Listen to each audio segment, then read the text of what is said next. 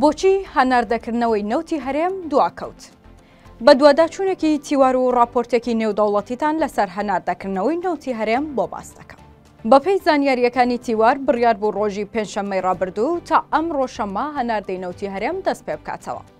کۆمپانیای نەوتی بە بازارکردنی عراقیش واتە سۆمۆ ڕایگەیاند هەموو ئامادەکاریەکان تەواو کراون بۆ ئەوەی هەناردەی نەوتی هەرێم دەست پێ بکاتەوە.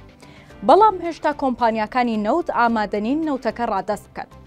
بەپێی قسەی سەرچاوەیەکی ئاگادار لە بەغداوە کە بۆ تیواردووە، کۆمپانیەکانی نەوتی هەرێم داوای ئەوەیان کردووە کە لە بانکیان دامەزراوەیەکی نێودەوڵەتی دەستەبرێک هەبێت تا گەرانتی ماف و شایستە داراییەکانیان بکرێت. بەپێی قسەی ئەو سەرچاوەیە تا ئێستا سۆمۆ و حکوومەتی عێراق و وەزارەتی نەوت ئامادە نەبوون ئەو گرانتیە بدەن بە کۆمپانیەکان. وتیشی کۆمپانیەکان دەیانەوێت حکوومەتی عێراق گەرانتی دانەوەی ئەو ملیارد دۆلارە قەرزە بکەن، لەگەڵەوەشدا مانگانەش پارە و شایستە داراییەکانیان وەربگرن.